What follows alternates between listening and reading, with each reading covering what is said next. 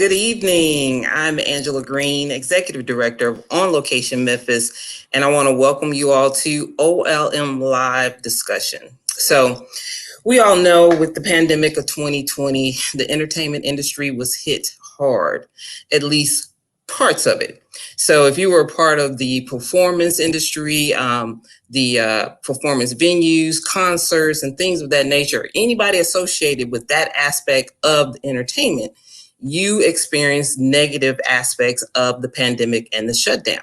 However, if you were on the streaming side of the entertainment industry, you actually experienced a surge in subscribers, as well as a surge of appetite for the content that you were producing. So here we are, December. We have a vaccine that's out. People were being vaccinated. And as we move into 2021, it's thought that we're going to see life heading back to normal. So if that's the case, how are these streaming platforms going to keep the subscribers that they gained in 2020, as well as push forward to gain more subscribers as we move into 2021 and beyond? So tonight's OLM discussion is the streaming wars. So hit the like button, share the stream, let the people know that we're having this conversation tonight. And joining me on the virtual stage for this conversation is first and foremost our resident independent filmmaker and OLM board member Adriane Williams. Hello, everyone. And next we have our comic book enthusiast, Rayburn. Hey, everybody. Hello. Hey. And tonight we have a special guest with us. Joining us to the virtual stage is social media personality, screenwriter, and OLM creative liaison, Christie Taylor. Happy holidays. Thank you all for letting me come play with you all tonight. Yes, we love it. Needed some more feminine energy in the house. Okay. Let's go around. All right, so that's the conversation tonight. But let's get a little history on streaming to begin with. So I'm gonna kick it to you, Adriane. Why don't you give us a little background? All right. So this is it's gonna seemingly come out of left field. But the history of streaming, some might argue, actually started with Sean Fanning. Now, that name, you may not have heard it in a long time, but I'll tell you what his username is. His username was Napster. Yes. So Sean decided, he's going to create this peer-to-peer network. And the way it worked was you had music on a hard drive, or if you bought music and you had it on a hard drive, you could share that area of your hard drive so that other people could actually, enjoy that music as well. Okay. And that, believe it or not, kind of laid the foundation. So we moved into this new distribution that kind of set the foundation for this new distribution that we have, which is in Netflix and the rest of the companies now today with streaming. Because what happened was through that, well, let me back up. So we start off with Schumpeter's law, and that's basically, and he was an Austrian economist, and he basically said that there's creative destruction. You recognize, you start to reorganize an industry or create a new outlet for products based on things you don't like about the product or whatever. And what didn't you not like about Napster? You didn't like someone else accessing your hard drive. You don't like, and then the music labels, Angela, this, they didn't like the idea of their artists. They couldn't reap any monetary benefits off of that. So, and the people, we just didn't like the ideas because there's a lot of times where we actually went to go buy a CD or something like that because we only liked one song on the CD. But we ended up having to pay $18 for the whole CD just for the one song. Pretty much. So moving forward, Napster went down, but through that, Napster helped to take out those companies that we know, like Tower Records and things like that. They began to fail in 1998, 1999. And around that 1998, 1999 was, to give you a little idea of when that was right around the time when Seinfeld had that final episode, that final episode when they all went to jail. Right. So, yeah. So with that, you had, I call him the prophet. The prophet, Sir Benibus Afflectus. Okay. Was doing a show, and I don't know if you remember this, Ray, but there was a show called Project Greenlight. Him and Matt Damon were doing. And what happened was, he talked in a 2003 interview about the fact that he predicted that watching movies will become less expensive and people are going to watch them with new technological advancements and PC to web connections in 5 years. Ben Affleck said this. Okay, so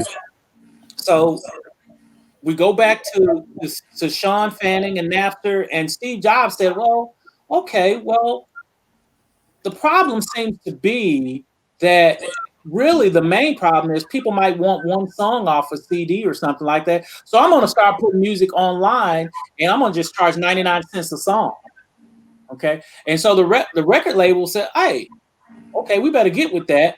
And so, you've got that. So that kind of laid the foundation for things being purchased online and getting them online. And people need that big company to come out and say, it's okay. It's okay. All right. So then we go to Blockbuster. Back then, Blockbuster was the only company really, they kind of monopolized everything. And, you had other companies that came out afterwards, but Blockbuster was really the one.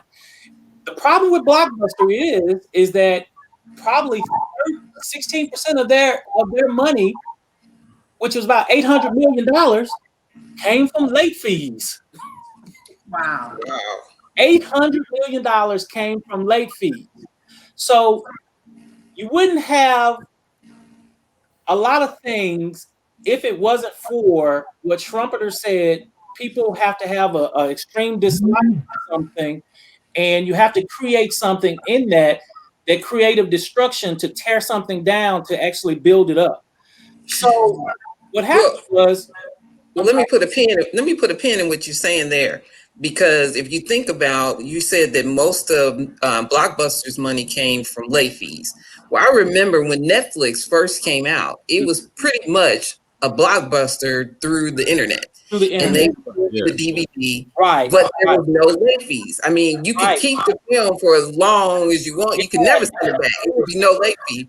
But a lot of times they would give you something so that you can mail it back or whatever. But that was one of their. I loved it. I participated in it. It was the whole Netflix model. And going back to that late fee thing, Reed Hastings walks into a Blockbuster to turn in his movie, just a regular guy, and they charged him $40 on a late fee. Reed Hastings goes home and starts Netflix. Okay. To get away from the late fee. Wow. He decided, okay, so we're going to give people a list to pick out their favorite movies. They're going to pick out these 3, 4, 5, 6, 7, 8 movies. Then boom, we're going to mail out this DVD. They're going to keep it as long as they want. That little red packet we used to get in the mail with the DVD. Yeah. And then once they're done with it, we'll mail it back in, and then they get the next thing on their list. But they had a problem because they basically had a small warehouse. They couldn't keep a lot of the DVDs, and some of the newer movies were hard. People ended up waiting a long time to get that, So all that quickly moving ahead is we go from the Reed Hastings, the Netflix, we go to a guy, I don't know where he's from, but Rick Kaplan, he created TikTok Easy Shop, because there was a time we used to go to places and you'd see a kiosk out front, and there'll be groceries and stuff, and then there'd be a smaller collection of movies too that you can actually go to the kiosk and get.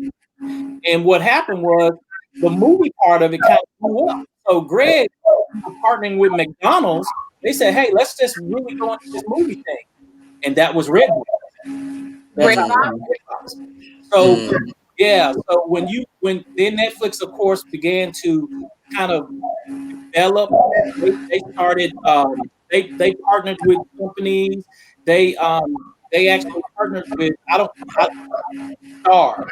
They actually, so 5 years after Ben Sir Beneflectus said what he said in 2000, so 2008, we ended up getting Netflix partnering with Stars, and Stars already had a mobile app for online subscriptions and things like that. But Netflix had the larger amount of movies and things like that. Right. And after a while, they do. Of course, we got this subscription-based stuff, still around $20 back then for Netflix, and stuff, and things just started to grow, and that's kind of how everything was born, all those happened. Now, I remember when Netflix first started doing the streaming services, because I had the subscription. I was getting the DVDs. Yeah. They would throw in the subscription. That was like automatic free. You got the streaming with your DVDs. Right. And I remember that, and I wasn't really interested in the streaming. I was like, well, I want the DVD. Well, you know why? And we all know why. You know why you want it. Because back then, internet sucked. It's choppy. The DSL. Right. Yeah. Exactly. It was slow, dial-up internet. So, but they were definitely ahead of the game, and you see where we are now. Netflix is way above the game, and we saw in 2020, Netflix was killing it, because when everything was shutting down, of course, Disney Plus, they came out in 2019, which that was right on time. That really positioned them for 2020, but they didn't have a lot of new content. Netflix was dropping new content, it seemed like every month, every other couple of weeks or whatever. So they were definitely well positioned to maintain their position with the pandemic. However, the others, Disney Plus, saw a huge surge in their subscribers in 2020. And I'm sure the others did as well. And they started trying to do things. HBO Max came out in 2020. Of course, they were not set up for they weren't set up for Roku or for Amazon Fire Stick or Amazon TV. So, they were kind of a little bit out of the game. So Netflix had positioned themselves to maintain that lead over everybody else. But Disney Plus really came up strong. Right. I think at the end of this year, they're ending the year with 86 plus million subscribers when they only thought they would get 30 million in the first year. So they really have come on strong. And then you look at HBO Max, everything that's been going on with them. So, they had a very good year despite everything that's been going on. It is considered, entertainment is considered the recession-proof industry. Yeah. And it's not called that for a reason. Right. So now we're going into 2021, things are about to change, because vaccination is going to open it up. People are going to start feeling more comfortable coming out. Some people are going to feel more comfortable going to the theaters. The theaters are open now, and they have their protocols, but really it's just a mindset. People don't feel comfortable going into the theater. But as the vaccination comes, more people are vaccinated, people are going to start feeling more comfortable. So what is that going to say to the streaming, platforms? How are they going to maintain? Let me jump in here real quick. Going back to the history of streaming, and of course, if you touched on, and I kind of want to introduce this into the conversation because it is going to impact the 2020 and beyond. Napster was destroyed by the record industry, and then they tried to prop it up and pop it. And there are existing platforms right now that the record industry tried to reintroduce that is literally based on Napster's software, and it's designed, and it's basically they crushed Napster, bought it from him. That gentleman then turned around and invested into Facebook, so he's still very, very, very wealthy, and he has been intricate and an integral part in I would say internet-based distribution, because really that's what you're getting into. Right. Going back to the concept of Netflix. Netflix, yes, partnered with Stars, which was struggling between HBO and Cinemax because they couldn't push through as far as a premium cable channel based on the catalog. Netflix then had turned around and got a lot of old catalog from everybody. But when everyone started noticing, like you said, when they created a red box, Netflix dropped the delivery aspect and just leaned into the streaming. Right. Important because then once the streaming started, the internet, the technology of internet caught up to sustain the streaming aspect of Netflix. I remember even when I left radio and was moving into this film area very strongly, there were always industry articles to say what's going to kill Netflix. They were always predicting the death of Netflix.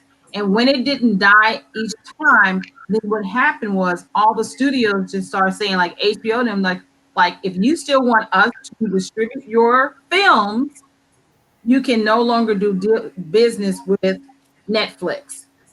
I got one thing. I want to add one thing to what you're saying, Christie. There was something that happened in 2019 that the television and film industry saw as writing on the wall. It was Alfonso Cuarón's 2019 Academy Award, 3 awards. He won 3 Oscars for Roma from Netflix. Yes. And that kind of cemented things right there to show that, hey, and this whole discussion, Angela, could very well be called, it could be called content wars. That's the real. That's what it really is. Because that's what I wanted to bring. I'm establishing the fact that at each point, an industry was trying to destroy the future of distribution.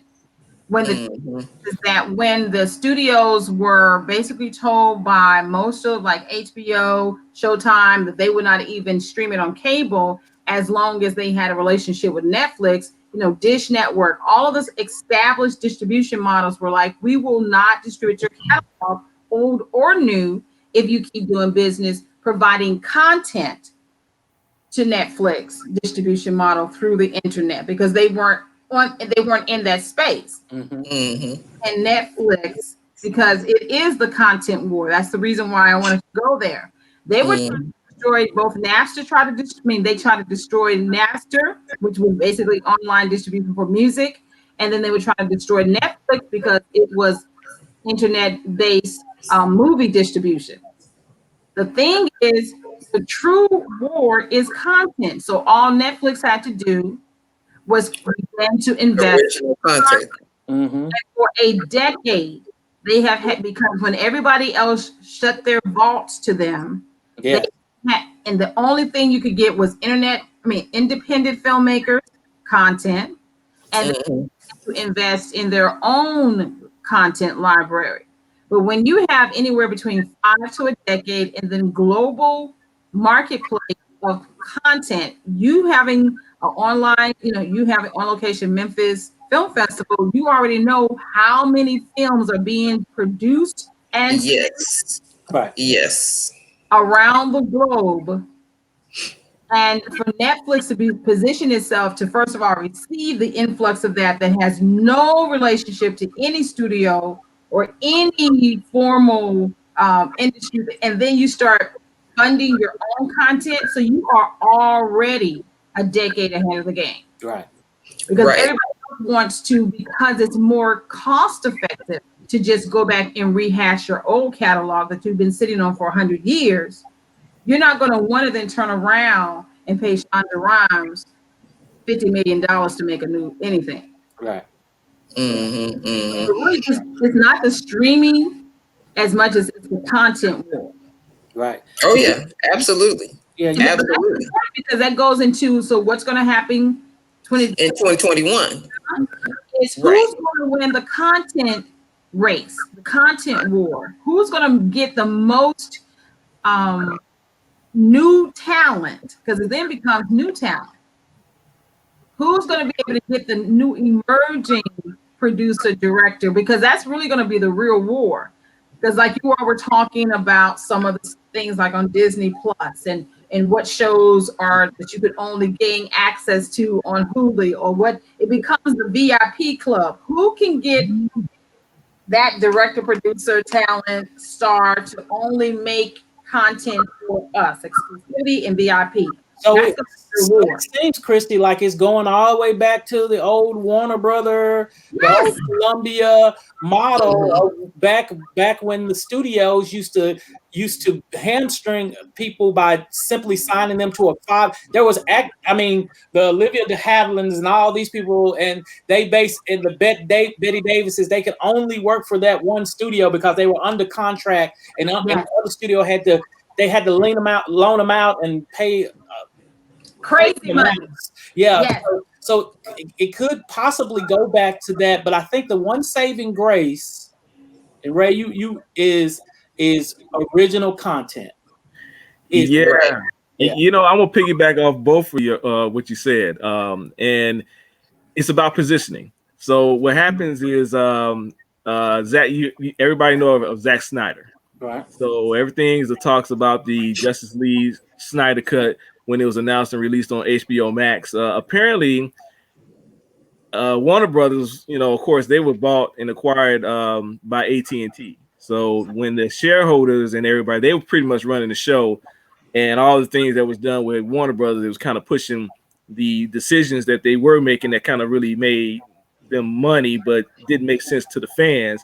They kind of kicked them out, like Jeff Johns and other people. So Zack Snyder was able to have his vision to be, you know, displayed on HBO Max. So people don't know a lot of other movies that Zack Snyder done was like Dawn of the Dead. And what happened was there's a new movie that's coming out and it's produced on Netflix. It's going to be like a sequel to his, because it's a cult favorite. So when they found out, they said, "Hey, Zach, we need to sign you back over to HBO, over to Warner Brothers, because we need you to make more content.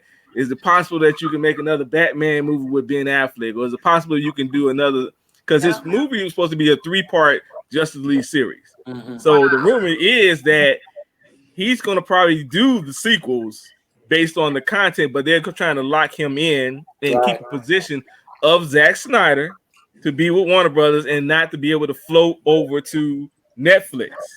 So they're positioning themselves, like you said, with different producers. It's not about, hey, you owe us 5 movies. Now it's like, hey, do us a solid. Hey, man, just be over here for the time being. The same thing they did with Bad Robot with Warner Brothers. Warner Brothers with J.J. Abrams. Hey, man, we're going to pay you this amount of money.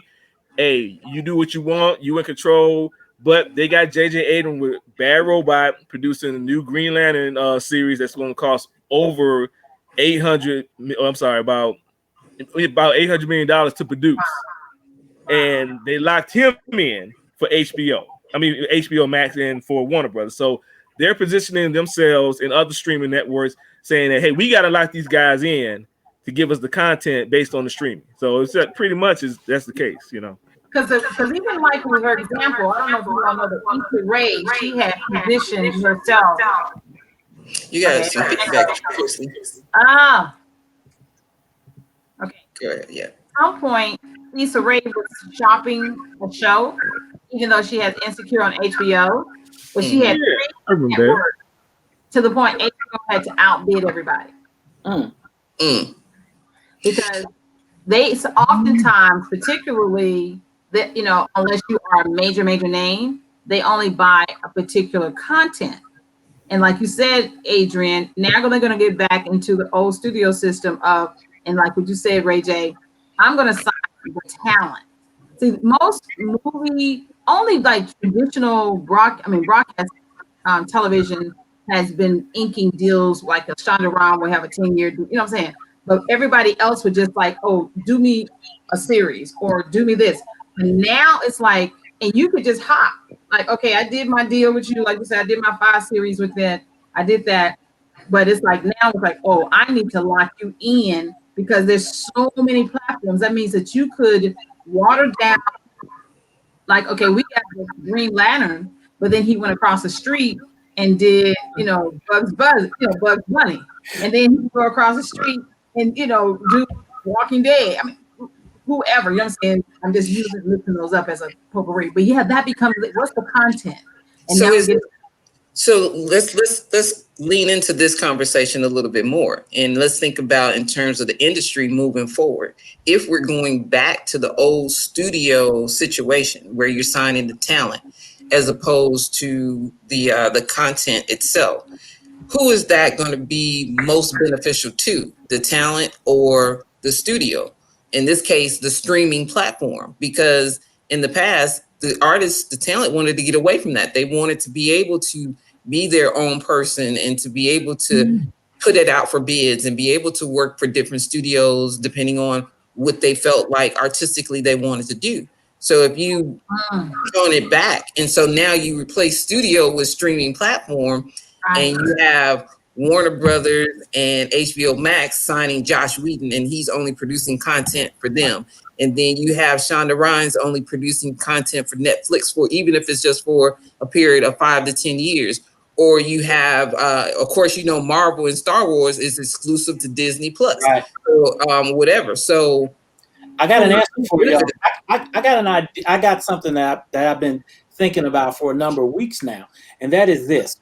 Go back to what Christie was talking about, and we talk about the whole studio model kind of resurfacing and things like that. Well, what killed that? What killed that old school daddy those big studios is the independence. Technology killed it because the technology gave smaller cameras, gave equipment to the independents, and the independents started creating their own studios with less money. You got Miramax, you got Lionsgate, and things like that. And so the screenwriter said, hey, we start looking over here. Hey, we can't get in with Warner Brothers. Chrissy knows this. She's one. We can't get in. We can go to the smaller houses. Okay. Yes. And and those films, they had a lot of traction and things like that. So I'm thinking that the technology will increase and get better and better to the point where no one will sign with studios, and you can make you're the actor. You could actually be the producer and director, and but you still have to have that distribution platform. And there will be distribution. I'll say this: YouTube is doing something now that's causing a lot of demonetization. Yes. Okay. And so there are actual people out there that are creating YouTube-like platforms. Yes. Yeah, right. So you have people now. There's one YouTuber who literally in 2016 posted his first video and basically averaged somewhere he made 7 cents. 2 months later, he was making $1.23. By the end of the year, he was making $12. By the middle of the next year, he was making $134 a day, and by the middle of the third year, he was making $18,000 to $2,000 to $3,000, $4,000 a day, and now he's a multi-billionaire. So, what's to say that I could make my own movie with technology? I can set up my own server, and I can actually put it out without. Okay, what does that basically getting a film deal done nowadays means that you actually have to have, even before you go to Netflix, you have to go talk to the distributors first. You have to go get the distribution company, okay? Because even Netflix has a distributor, okay? Even Netflix has distribution, okay? Even that have it. So you have to go and do certain things to make that happen. I think what's going to happen is, you're just going to take out all the middlemen will be taken out, and it's direct video on demand, direct to consumer is basically it. I think going back to Angela's point though, and we still have as a creative, I'm gonna put myself back in a creative mode. Because everything you just said is true, because people are already multimillionaires doing peer-to-peer, direct to fans, you know. But because there still is, particularly in the US of A, and I did say US of A, that we still love to be sanctioned by the Hollywood system. We still want the Oscar, we still want the Tony, we still want the Grammy, we still have that. And as long as they still control, I guess you could say, the award system, Right. you might then have people, because out of the necessity of needing that laurel, Right. or that approval to get future funding. You know, as long as if you get to the point where you have a generation of content creators, that's why we can't even say we're filmmakers anymore. We have to say we're content creators. If you have a generation of content creators who are now anti-award system, then you are going to break the system down, and it will be based strictly on technology. Hey, has a streaming movie ever been nominated? Yes. Okay. But they do Netflix. have to do a short theatrical run, because you're supposed to do a theatrical run to qualify for the Oscars. And the way you do that is called four walls. And they just do a four wall. So that still puts them in that's still forcing that streaming platform to go through their system in order to access the award. You know, that's what Netflix, you know, was doing with the Emmys, as far as House of Cards. I think that was their first television show that won an Emmy. And then also then with the I'm trying to think of the first film they ever had that was nominated for an Oscar. I can't recall. It was Roma, wasn't it? It may have been. It may have been Roma. It may have been Roma. So the system is still forcing them to go through their hoops in order to access those accolades. But I still, you know, going back to what Adriane was saying, as far as where we're headed as independent filmmakers, I think that's where we want to be. But the thing is, okay, we're approached by, you know, at OLM about setting up our own video on demand, video streaming. You know, we explored all of that. But the thing of the matter is, the technology is there where we can set it up, but you still have to have people who are coming to partake.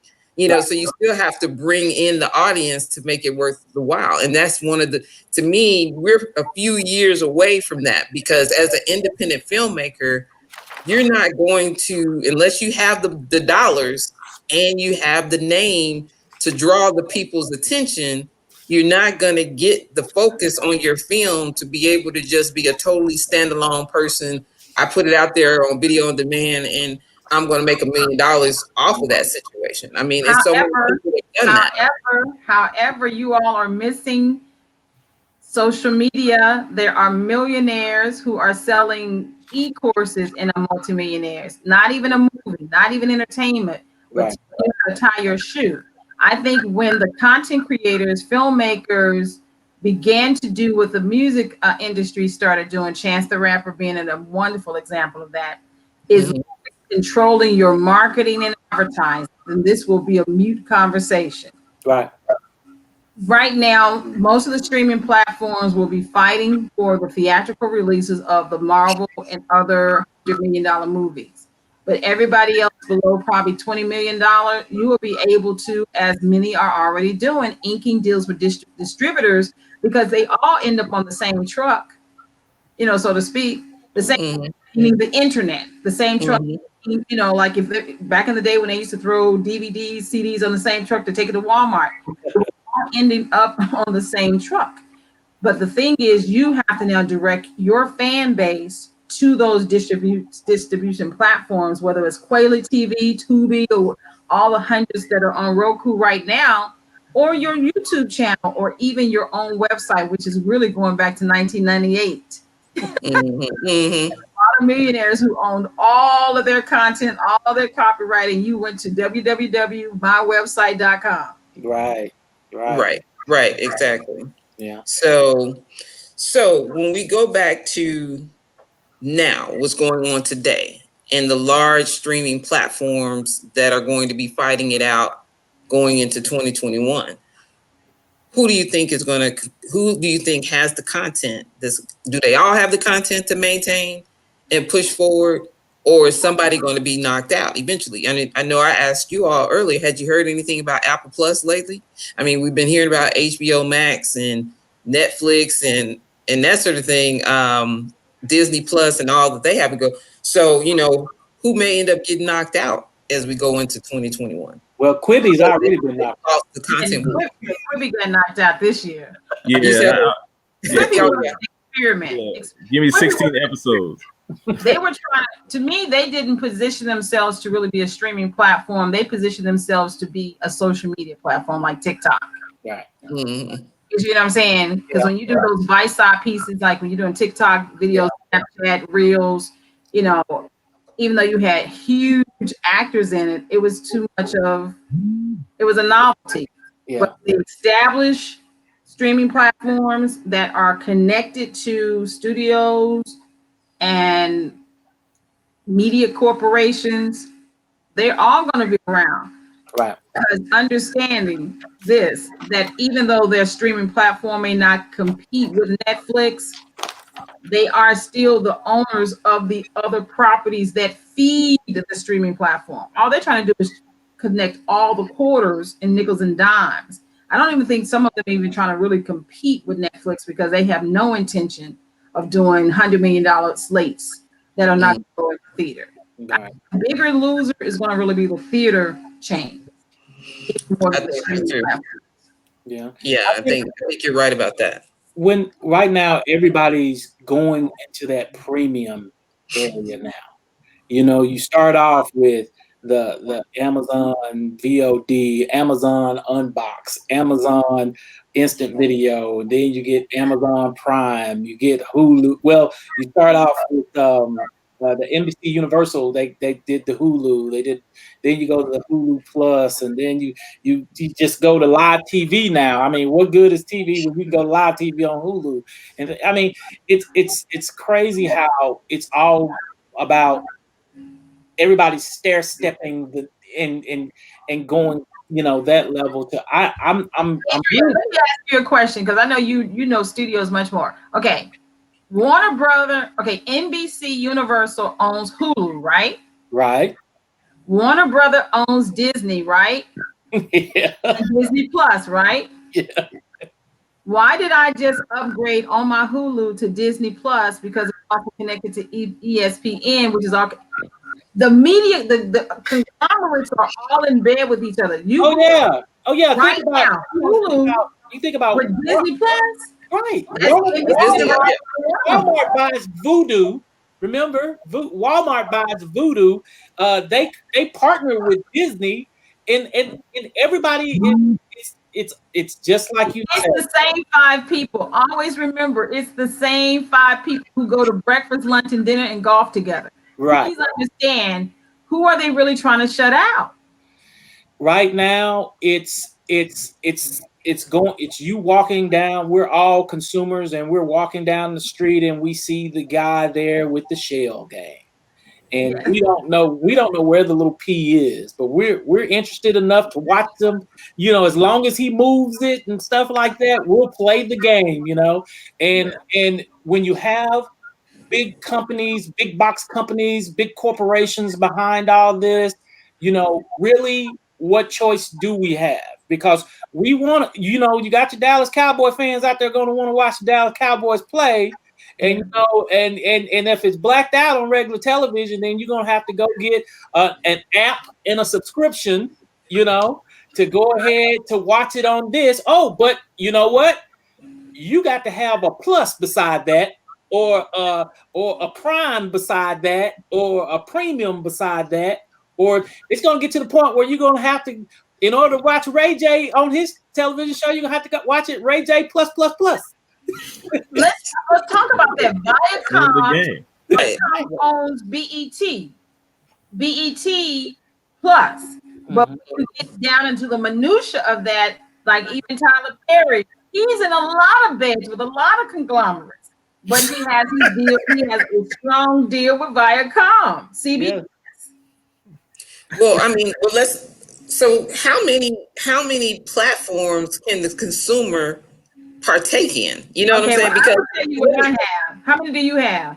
I have about 5. 2 of them were by default, though. Who You do know you what I'm saying? have? Because You have 10? you got 10. I got you name one. It's probably easier to say who I don't have. Stop it. Because every 15 minutes, Does everybody have Netflix? every 15 minutes, my phone dings with $4.99 taken out my account, $9.99 taken out my account, $15.99 taken out my account. Yeah. So Okay. Let's see. Okay, first Netflix. Raise your hand. Netflix. I have access to Netflix through my sister. Oh, you telling off on yourself? yeah. No, Okay. we have multiple users, and she said, "Don't get Netflix. I got you on mine." I said, "Oh, Okay. Christie HBO keeps it Max. real. You Okay. gotta start with HBO, just HBO period. HBO Max. I think I just added it to my Xfinity stream." Okay, Amazon Prime Video. Okay. Let me see who else. Apple Plus. You know who's out the door. Hulu. Okay. Hulu Who Plus. else is out there? Disney Plus, right? Hulu Plus. Disney Plus. Through my Hulu. Right. Who owns Hulu and ESPN Plus? ESPN is now with the Hulu Disney. Right. Exactly. Okay.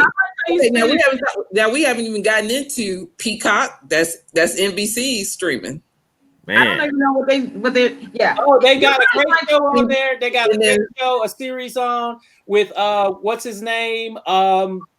It's about him and his ranch and stuff like that, and his family and stuff. So I'm watching that too. So yeah, I got that. I got Stars. I got CBS now. No wonder you got 5 jobs, man. I got right.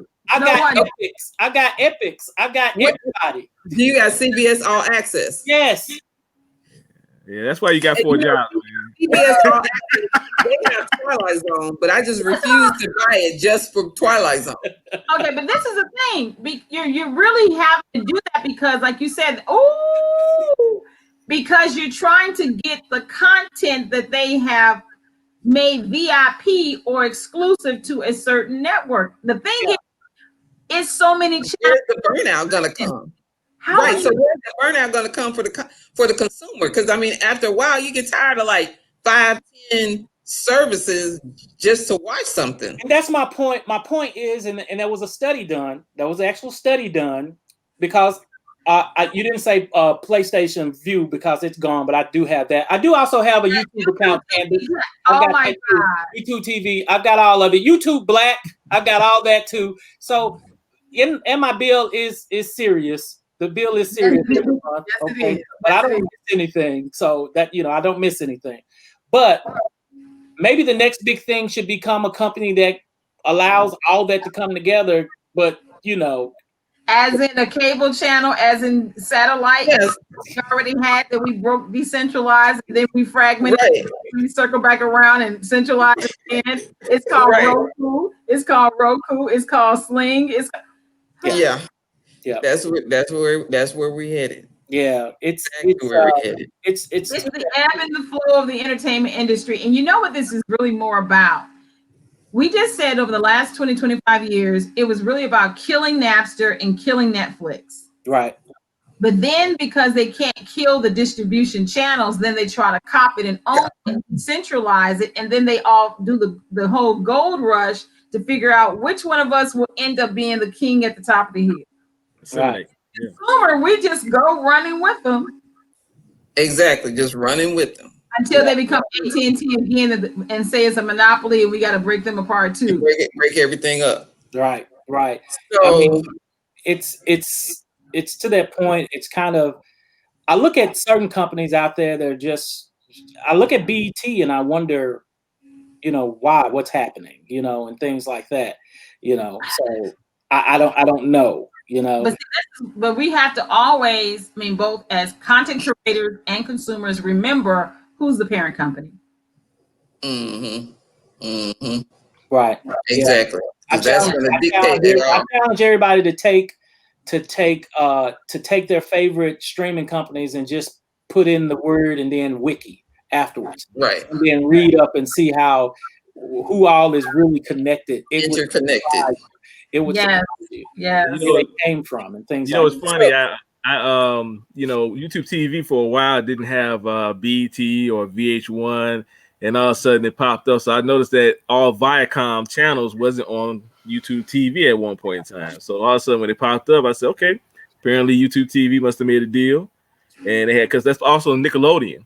It's part of Viacom as well. So I said, okay, now they're trying to get ahead. Just the same thing with Roku. HBO Max, you could not have it on the Roku stick or the TV. You couldn't have it at one point in time. HBO Max wasn't on Amazon, but they made the deal, and now they're trying to do what they got to do to get those viewerships up. But now, Red J basically just answered your question. Who's going to win in the next decade, 21? Who makes the deal? Who makes the deal? So let's look at the top four. Let's look at HBO Max. Let's look at Netflix. Let's look at Amazon Prime and Disney Plus. We're going to analyze what they're dropping for 2021. Is it going to hold and move forward, or do you think it's going to drop off? So starting with HBO Max, we know their business model is they're going to drop all of their major films on HBO Max simultaneously for 30 days. Isn't that right, Ray? Simultaneously with the theater. It's like when that movie premieres, it goes, the day it premieres in the theater, it appears on HBO Max. So do you think that's enough to get people to sign up for HBO Max and enough people to stay with HBO Max moving into 2021? What do you think? And we know Wonder Woman is dropping next week. Yeah.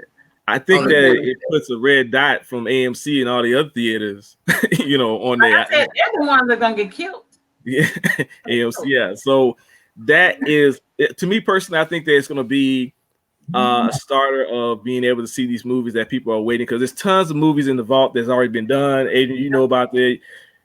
Christie, you know about this. Movies that has been done even a few years back and it still hasn't been released yet. So HBO Max, their movies, I think, is okay to do, but they're trying to come up with some more content outside of just the movies that can really bring in the subscribers. But Wonder Woman 84, their move saying, hey, come on and get this is bringing a lot of people, because there's a lot of people talking about it now on Christmas Day. I think on Disney Plus, Sing or Soul comes out on Disney Plus Christmas Day, if I'm not mistaken. But people are more talking about Wonder Woman 84 on Christmas Day, December 25th. And trying to pull it. Yeah. And then also, there's one thing to what he was saying, that sneakily there's a company, one of those big four, who is actually doing what HBO Max is doing, and that is Amazon Prime with what is called early access. Yes. They're doing that right now. Let's just add on for HBO Max. We know too, you got the Justice League series that's going to come out in March. Yeah. And so they're bringing in some new content to kind of just beef that up a little bit. But let's just pivot to Amazon Prime. So what are they doing moving into 21? Because one thing with Amazon Prime is I had Amazon Prime Video for forever and did not know, because I had Amazon Prime for Amazon Prime, my shipping. You know what I'm saying? Right. That's what I had it for. The video was just the added bonus. Right. So that's so they're not. I don't think they're gonna lose anybody, because they can position themselves. That's not their core business. Okay, now let's get to real language. Is who has theatrical films, because that's what you're really trying to get to, Angela. Who has theatrical films as their core business that now has to release them on streaming? Netflix and Amazon Prime basically made streaming content for streaming content. I think the other two, HBO really wasn't about theatrical releases either. No. It was mostly, if you look at it, Amazon Prime and Netflix were doing a lot of original content, and they were doing, and it was just it was streaming, because that's their platform. HBO, to me, if we look back at the beginnings of HBO, we look at how we usually have to wait 90 days before we saw it on HBO, and it was great when we were able to see that movie on HBO. that Saturday, Saturday night. Yeah, we actually see it on there now. So now them doing, I'm really curious. I'm literally going to be a person sitting back with popcorn watching to see how this is going to work for HBO. And like you said, Christy, the people that are popping Tylenols right now and extremely scared are the AMC, there's the Cinemarks, is all these brick and mortar theaters, to see where they're going to go. But there's still the people out there like the Adriane Williams, the Inley Harmons, and all those people that are truest. I want to see the film in the theater. I do. I get proud of it. It's getting to the point even that the streaming the directors, some of them have a more of a, hey, I want my movie to be on the theater, on the big screen versus in a streaming network. But Gail Gadot and Patty Jenkins, Patty Jenkins was more so, hey, I would like my movie to be seen on the big screen. But the saying is that HBO Warner Brothers paid them to really praise the streaming platform based on Wonder Woman 84. So I think it was 10 million that they got paid. 10 million money. Yes, the 10 million to say, hey, watch Wonder Woman 84 on HBO Max. Politics. Yeah. I mean, they need it because those 200 million or more films, they were hurting for 2020 and 2021 because they needed that worldwide theatrical release to do the recoup of the expense and then move forward to some benefits or some profits, on those investments.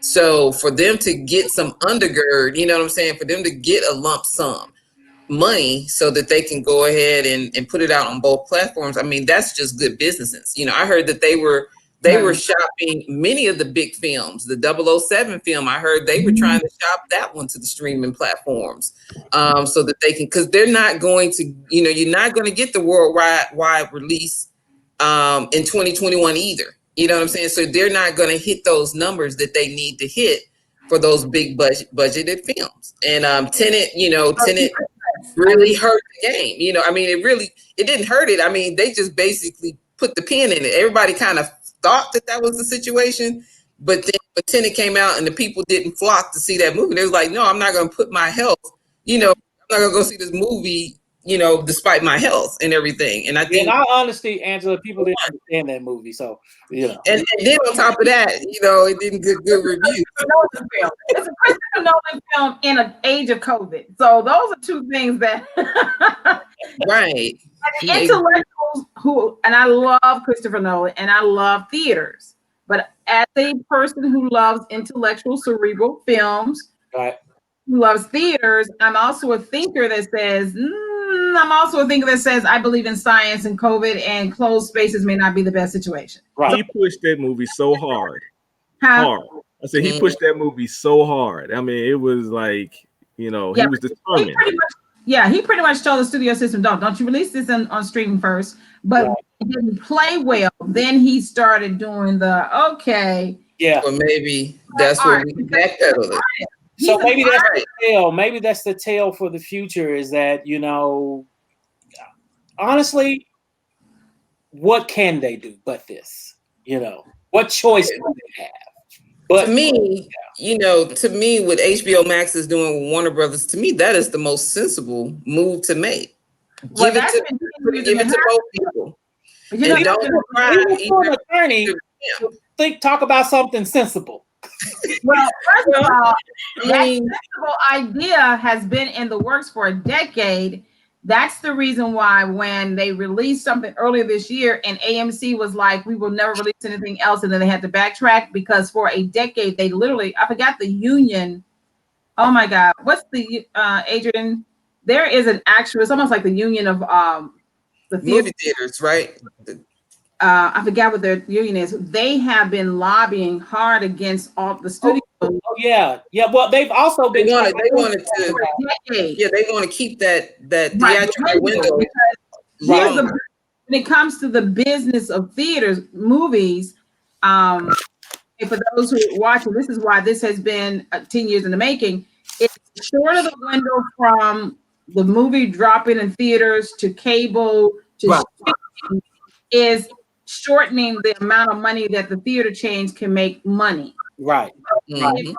And they were waiting on that COVID relief money. They were lobbying Congress. They were doing all this stuff, and it really didn't pan out the way they expected. So yeah. And well, so see, that means now that if you drop in a movie the same day, which is what they wanted to do 10 years ago, people who have already been conditioned and have upgraded their home theaters, who already prefer staying at home before COVID, you're not coming to the theaters. You're not. I mean, you have your own theater at the house. Right. Yeah. Well, screens are on average, screens are now 40 inches and bigger. So, you know. Yeah, I'm gonna be sitting right in my living room in March on Amazon Prime watching Coming to America 2. Right. And so into the advent of technology. Once again, it's about who can crush the technology. Nobody. How many of you all have already seen those micro projectors where even if I don't buy a 40 or 50-inch TV screen, project it on the wall. I can project through my phone, through my cell phone. Right. It's become innovative or be destroyed, as that Austrian economist said. And the key to it all is the big studio heads. And now I say the big studio heads are the studio heads at Amazon, Disney, and Hulu and Netflix and all that. They're all the big studio heads now. And whoever has the best intuition on what comes next will win the race. You know, who sees what comes next, and that's what Ben Affleck did. That's what happened in 2003. He said, "Well, listen, you know," and Steve Jobs, he's the innovator. He saw it, and that's who's going to win. Whoever that studio executive is, that's going to say, "Okay." Back in 2007, we were able to actually we were actually able to download movies or have movies on people's phones or mobile devices without internet access so that they can actually watch the film. And that was back then, you know. And there are those now they're going to see the VR situation with Oculus and things like that. So now the guys like me that want to be in the theater, when we put those on, it's just like in the theater. Whoever does that, they are the winner. However that technology becomes, right now that technology just isn't comfortable to people, you know? Yeah. And whoever makes it comfortable and makes it easier to navigate and load the phone inside it, maybe, you know, there are those now that come, the VRs that come with the screen inside without you loading your phone in and things like that. Whoever, that may be one of those things, you know. So, and you know they're moving that toward that. Speaking about the overall entertainment industry, because even the stadiums, just like theaters, have not been able to have that. That is going to be how they're going to save money, because even in the music world, to have a show still performed in a theater or in a stage, filmed, and even probably streamed live to audiences around the world with their VR, they're still going to get that. And I said, if the movie industry does that, because if the concert arenas move into that space, it would only make sense in the movie industry to do the same thing for theater. Imagine if you put on a VR, you didn't have to use your phone, you didn't have to hold anything in your hand, and you can control it somehow. And then there was something here that projected you so that your avatar is actually you and not a cartoon. And you're sitting and you're standing in a theater, and Ray J, Angela, Christie, you guys could come in and be there with me watching the same film, and we could discuss it. Okay, Second Life, the next generation of Second Life and these other virtual worlds. Hey, Angie, what did we talk about a few months ago? Exactly that, Ray. We talked about that a few months ago. Exactly. Broke it down. They working on that. Yeah, I'm sure that if we're thinking it, somebody's working on it, and the only reason it's not released is somebody who wants to make the most money is like, let's pause on that till I can get part of that share. You see, I'm old school, So I'll probably still be with the VR thing in an actual theater. See 3D glasses, 3D Maximum exposure, glasses. man. Maximum exposure. Holding on to AMC and so. But Right, I'm just telling you, have y'all ever actually used the actual Oculus V? Have y'all ever done it before? Yeah. It blew my mind when Yeah. I was in an NBA game, and it literally, I mean, I look left, I look right. I mean, it is like unfreaking real, you know. Yeah. And then you But have to Roland adjust. Martin, You have to do y'all adjust watch when you Roland Martin? take it off. Do y'all watch Roland Martin? Huh? Do Yes. you all watch Roland Martin? Have you all seen him advertise a Black company that actually has VR, and that's what they're leaning toward, the more concert entertainment club? I've seen that. I've seen it on his page. I'm a subscriber, so yeah. Right. So Yeah, excellent. Whoever does that is the winner. Because Yeah. trust me, vaccine or no vaccine, we're not going back to the normal we had. They are going to push. They're going to push the 21st century life, not the 20th century life. Just FYI. Oh, yes. Yeah, I totally agree with that. So on that note, this has been definitely a lively conversation, and I know this conversation is going to continue on as we move into 2021 because we got a lot more in store. So I thank all of you all for being on this panel discussion with me tonight. All of those who tuned in, I thank you as well. And as we prepare, all of us need to do our part, you know, so that we can help with this pandemic. And actually, the Memphis and Shelby County Film Commission, they just released a commercial for that purpose to encourage everyone to mask up. So as we head out, I'm going to play that commercial. And then until next month, we'll see everyone at that time. Thank y'all for letting me come play tonight. All right, you got it. I'll take care.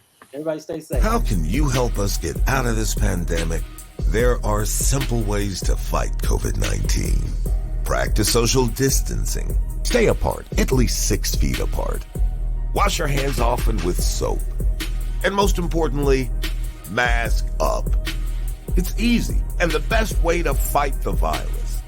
The more you do this, the sooner we get back to doing this.